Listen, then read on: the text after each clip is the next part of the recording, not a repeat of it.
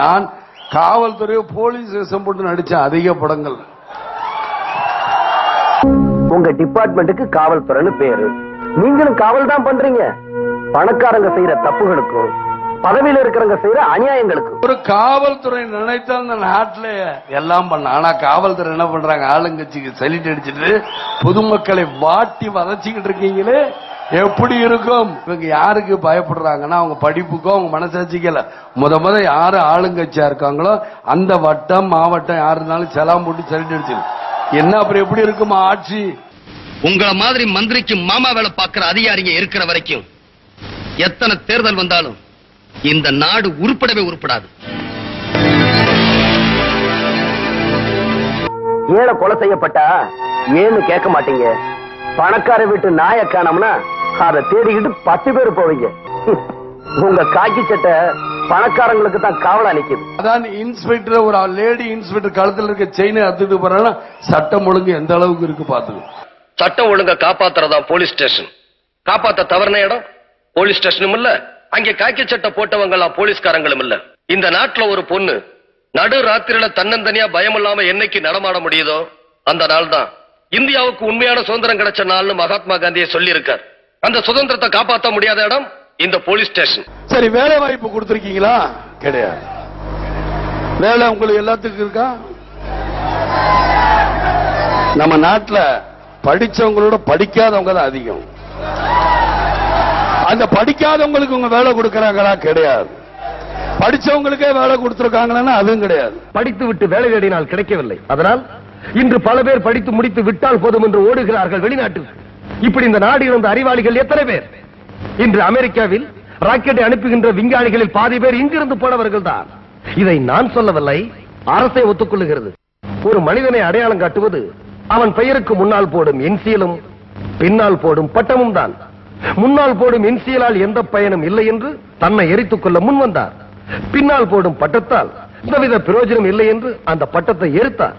சமுதாயத்தால் தமக்கு எந்த பயனும் இல்லை என்று வருத்தப்படுகிற கோடான கோடி இளைஞர்களில் ஒருவனின் கோபம் இது.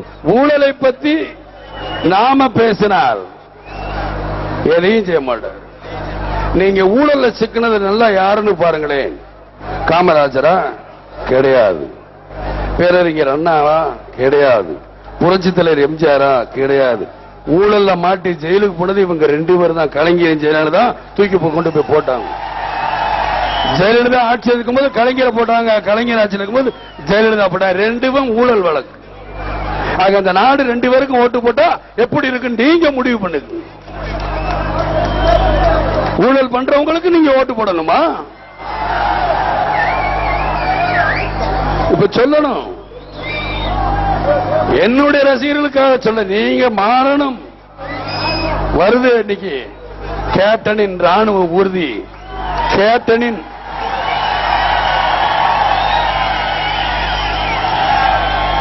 வான ஊர்தி, கேப்டனின் கப்பல் ஊர்தி. அது மாதிரி நீங்கள் செயல்படணும். இந்த தேர்தலை எதற்கு பயப்படக்கூடாது.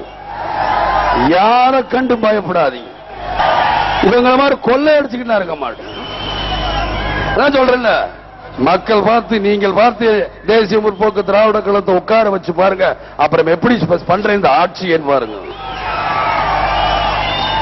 எல்லோருக்கும் வேலை வாய்ப்பு தரேன், தனி மனித வருமானத்தை கூட்டி தரேன், சமசீர் கல்வி எப்படிங்கிற கொண்டு. இவங்க சமசீர் கல்வினால என்னன்னு தெரியாம செஞ்சுக்கிட்டு இருக்கிறாங்க. குக்கிராமத்தில் படிக்கிற பிள்ளையும் இங்க டான் பாஸ்கோல படிக்கிற பிள்ளையும் ஒன்னும் ஆங்கிலம் கத்துக்கணும். அந்த அளவு கல்வி அறிவை வளர்க்கணும். அதான் சமசீர் கல்வி. எவ்வளவு திட்டங்கள் இருக்கு. கொள்ளை அடிக்கிறாங்க. கலர் கலரா பஸ் போட்டு ரேட்டை ஏத்திக்கிட்டு ஏமாத்துறாங்க. எல்லா ரூட்டுக்கும் காசு, லஞ்சம். அடுத்த இவன் வந்தால் லஞ்சம் வாங்க கூடாது. இவங்களுக்கு பயம். ஏன்னா இவங்களுக்கு தெரியும் அடுத்து இந்த ஆட்சி வராது. புரட்சித்துல எம்ஜிஆர் வந்ததுக்கு அப்புறம் 5 வருஷம் தான் ஆட்சி மாறுச்சு. ஆகையினால போலீஸ்காரங்களுக்கு எல்லாம் 3 லட்சம், சப் இன்ஸ்பெக்டருக்கு எல்லாம் 5 லட்சம் லஞ்சம். அப்படியே கேட்டு கேட்டு யார் வேணுமாலும் போடும்.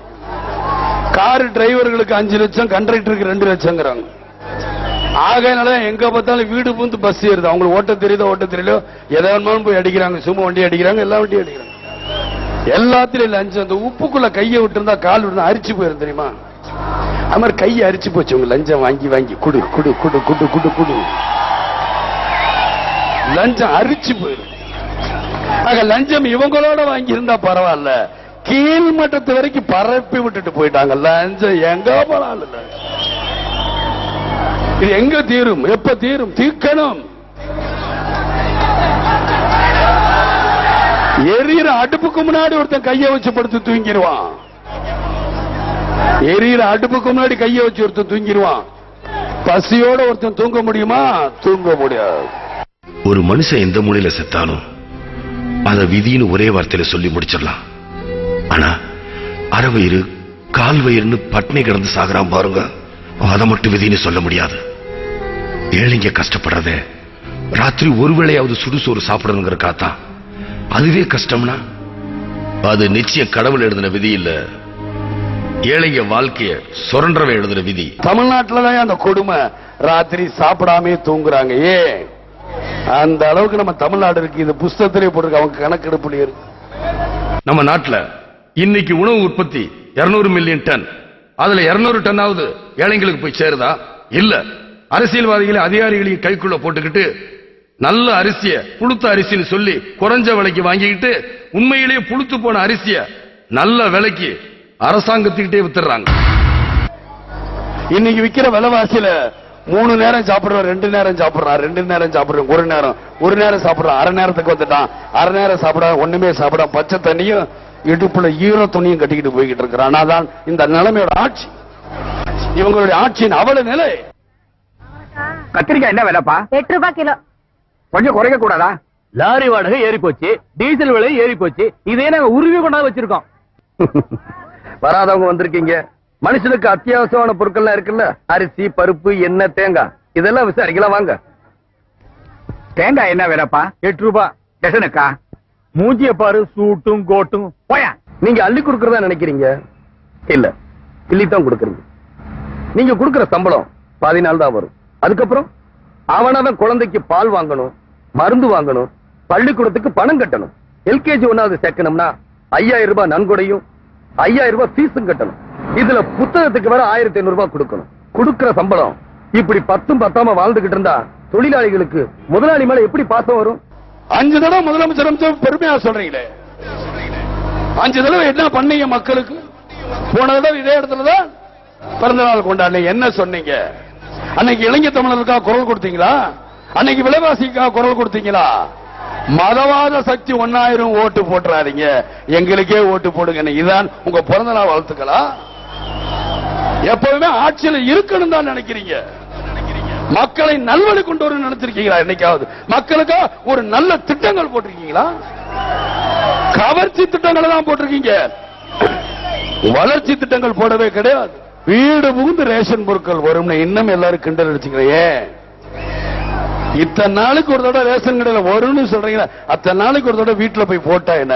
இதனால வேலை வாய்ப்பு வளரும் இல்ல, கொள்ளையடிக்கிறது குறையும் இல்ல, ரேஷன் கார்டுல போற தப்புதெல்லாம் நடக்கிறதெல்லாம் குறையும் இல்ல, 1க்கு 2 3 ரேஷன் கார்டு வச்சிருக்கீங்க, அதெல்லாம் குறையுமே. ஏன் அதெல்லாம் நீங்க செய்ய மாட்டேங்கிறீங்க?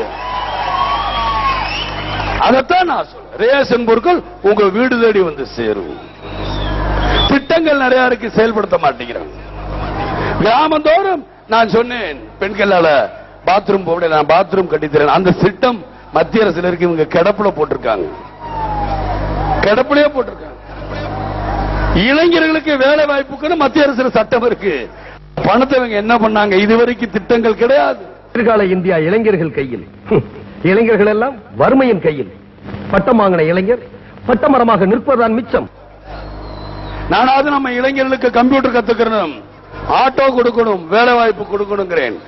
மண் குடிசையை பார்ப்பவர்களுக்கு அங்கே இருக்கும் பிரச்சனைகள் புரியாது. எரியாத அடுப்புகளும், எண்ணெயில்லா விளக்குகளும், பசித்த வயிறுகளும், பரட்டை தலைகளும் அவர்கள் பார்வைக்கு புலப்படாது. சேறுகளின் சந்து பொந்துகளிலே நுழைய வேண்டும். அப்போதுதான் இந்த சமுதாயத்தின் ஒரு பகுதி எந்த அளவுக்கு செல்லரிக்கப்பட்டிருக்கிறது என்பது அவர்களுக்கு புரியும். எப்படி சொல்றது? இந்த கூடியிருக்கீங்களே, நான் எப்பயும் ஜாதி மதத்தை பார்க்க மாட்டேன். இந்த மூச்சு விடுறீங்க, சட்டையை கழட்டி அப்படி உதறீங்க, வேர்வை, இதுல ஜாதி மதம் தெரியுதா? உங்க பாட்டை முப்பாட்டை எல்லாம் இடுப்புல கோவணத்தை கட்டிக்கிட்டு தலையில துண்டை கட்டிக்கிட்டு தெரிஞ்சாங்க. அதை நீங்க விட்டுட்டு வேட்டி சட்டைக்கு மாறிட்டீங்க. உங்க பாட்டன் முப்பாட்டம் எல்லாம் கையில கலப்பை பிடிச்சு சேத்துல இறங்கி விவசாயம் பண்ணாங்க. அதை நீங்க விட்டுட்டு கால்ல செருப்பு போட்டு சேறுபடாம டிராக்டர் மேல விவசாயம் பண்றீங்க. உங்க பாட்டன் முப்பாட்டம் எல்லாம் ஏத்த இறைச்சு வயலுக்கு தண்ணி பாய்ச்சினாங்க. அதை நீங்க விட்டுட்டு பம்பு செட்டு வச்சு வயலுக்கு தண்ணி பாய்ச்சறீங்க. இப்படி உங்க வசதிக்காக உங்க பாட்டன் முப்பாட்டம் பண்ணதெல்லாம் விட்டுட்டீங்க. ஆனா அவங்க விட்டுட்டு போன ஜாதியை மட்டும் இன்னும் விடாம உடும்புப்படியா பிடிச்சுக்கிட்டு இருக்கீங்களே, இது என்ன நியாயம்? அதனால நம்ம கட்சிக்காரங்க எப்பயுமே ஜாதி மதத்தை பத்தி பேசிடாதீங்க. சும்மா பொறுப்புக்கு வர்றதுக்காக என்ன ஜாதியை பத்தி சொல்றேன் நம்ம எல்லாம் நம்பாதீங்க. நான் முதல்ல கேட்க மாட்டேன், நீங்க சொன்னாலும். ஜாதி மதத்தை அறவே வெறுக்கிறவன். நீ இந்த ஊர்லயே பெரிய பணக்காரனா இருக்கலாம். இப்ப நீ கட்டிருக்கியே, அந்த வீட்டுல உன் பேர் எழுதலாம். உன் புள்ள பேரை நீ பச்சை குத்திக்கலாம், உன் பேரை உன் புள்ள உடம்புல பச்சை குத்திக்கலாம். அப்படித்தாண்டா உங்க ஜாதி மரியாதையை காட்ட முடியும். காத்துல உன் பேர் எழுத முடியுமா? ஆகாசத்துல உன் பேர் எழுத முடியுமா? நெருப்புல உன் பேர் எழுத முடியுமா? அப்புறம் என்னடா பெரிய ஜாதி? அதே மாதிரி நான் சொன்னேன் தேர்தல் நேரத்துல, மாவட்டம் தோறும் முதியோர் இல்லம் கட்டித்தீரவன். ஏன் சொன்னேன்? அன்னைக்கு முதியோர்கள் ரொம்ப பேர் பாதிக்கப்படுறாங்க. ஆனா இன்னைக்கு என்கிட்ட லட்ச இளைஞர்கள் இருக்காங்க. தயவு செய்து உங்க அப்பா அம்மாவை என்னைக்குமே கை விட்டுறாதீங்க.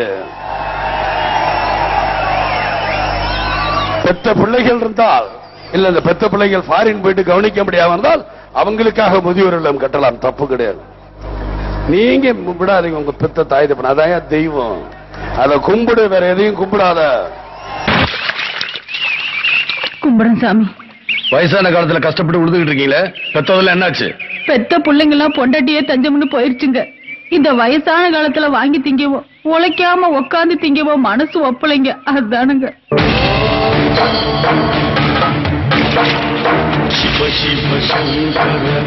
ஓஞ்சு போற வயசுல உழைச்சு வாழ நினைச்சீங்க பாருங்க, அதை நினைச்சு நான் சந்தோஷப்படுறேன்.